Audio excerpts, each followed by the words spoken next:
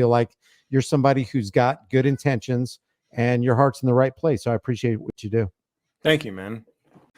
I wanted to see if you would bring one more person up on this stream, though, because I wanted to, if you have time, this is your stream. Do you have time for more? Go for it. Yeah. Okay. I want to address something that you talk about on your channel, right to travel. I think that people have a right to travel. Government doesn't recognize it, though. And there's a lot of people, I'm sure people noticed, I didn't tell the cop, oh, I have a right to travel, or a USC this or that, or here's a code and a statute. Yeah. And the reason, no matter what I believe my rights are, I have an understanding. Well, I think I have an understanding of the reality of how things really go. There's some guy that if I can message him right now and ask him to come up on here. He's telling me that had I just told the cop about my all caps name or something along those lines, that the cop would have let me go.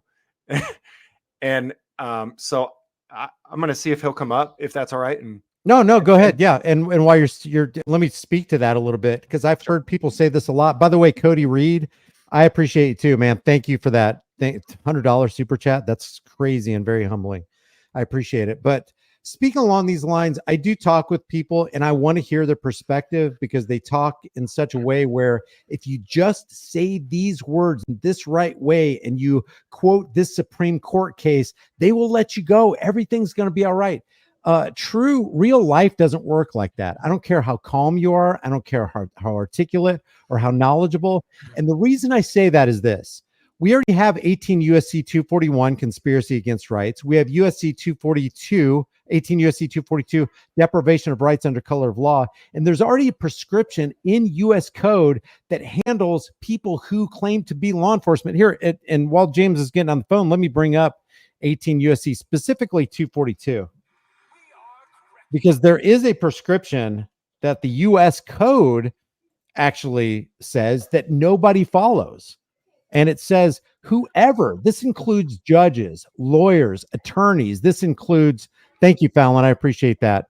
This includes senators, congressmen, presidents, governors, whoever under color of any law, statute, ordinance, regulation, or custom willfully subjects any person in any state, territory, commonwealth, possession, or district to the deprivation of any rights, privileges, or immunities secured by the Constitution, shall be fined under this title or imprisoned for any term of years or life or both, or may be sentenced to death. Since we already have that on the books and cops don't even give a damn about it, it doesn't matter how articulate you are, how knowledgeable you are, how correct you are. You could have a whole binder of Supreme Court cases. Maybe sometimes they'll let you off, but there's no guarantee. You know, like we saw Paul Enslaved. He had a rational discussion with that cop in Colorado for about 45 minutes, and the cop just let him go. It doesn't work like that in the majority of cases. So, yeah, I agree with what you're saying. Is that where the direction you were headed with that? Yeah. Because I get this guy reached out to me earlier today and basically had told me, well, it was a buddy of his, I guess, told me, had you known about the all caps name, you wouldn't have gotten arrested. And I was like, and I'll tell you what, it kind of bothers me, man, that there are people out here who are trying to tell other people that there's some kind of silver bullet that's going to stop the state from attacking you, because so many people buy into it. Yeah. And they truly believe, man, the next time I get pulled over, I'm just going to show them this stack of papers and I'm good to go. Yeah. And then they get the crap beat out of them. And then people say, oh, well, James, you're just a pessimist because you don't believe it's going to work. Man, let's take, for example, this right to travel stuff too is it's a far reach. Most people don't believe in this, that you do have that right in society. So one, you're likely not going to win a jury trial anyways, no matter what. But also I think we've strongly established that Jeff Gray has a right to hold his sign saying, God bless the homeless veterans, right? I think that's something the majority of the United States of U.S. citizens, even bootlickers and hardcore status, can agree Jeff has a right to do that. And yet he got arrested just 2 days ago or 3 days ago for doing that. So even with something so greatly established, you're still going to get arrested. But and and so for people to think that they're going to take this fringe, stuff about, oh, well, all I had to do is hand him a stack of papers and tell him about a yellow fringed flag and he's going to let me go. That's not reality. Yeah, and not just absolutely established in law, but I mean, think about it. You can't get a more perfect, solid, ironclad example of deprivation of rights than interfering with a guy holding a sign saying "God bless the homeless vets." Can you get a more pure message that everybody can be on board with? Mm-hmm. If that's not going to do it, no amount of you citing Supreme Court cases about how you have the right to travel and how you can't be subject to forced insurances and registration and all that kind of stuff. It's if Jeff Gray cannot walk down a road, a public street with such a wholesome sign, pretty much all bets are off for what the law enforcers are going to do.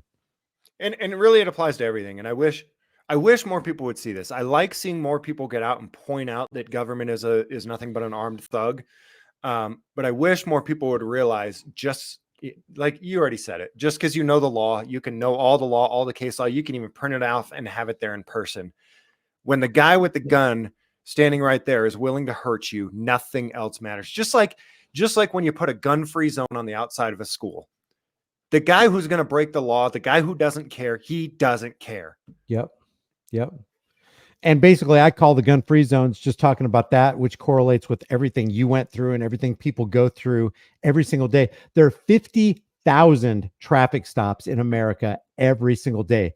That's a lot of traffic stops. They generate a windfall revenue of over 6.2 to 6.8 billion dollars every year. That's just in the average $150 speeding ticket, not counting seatbelt tickets, jaywalking tickets, and other citations. So when you have this kind of incentivization program, and Slash, I said it, I put it on the screen right here. All of this is about generating money. When you're incentivized to do evil and your paycheck is dependent on whether you're going to do evil or not, the people who've already signed on the dotted line are going to go through with that evil, no matter how nice and convincing your words may sound. Yeah. And I want to say there's people who say that I'm a sovereign citizen because I believe in certain rights that they don't. But here's the thing. I believe that a lot of the things that the government does is wrong, but I still comply. Like you said, it's all about generating money. It's all about money. I don't argue. I just give them their money. And so I'm just saying that it's wrong, though. I comply. I get in line, but I'm saying it's wrong. Let me ask you one last thing. We had a conversation. I think that you said this on a live stream one time or some video.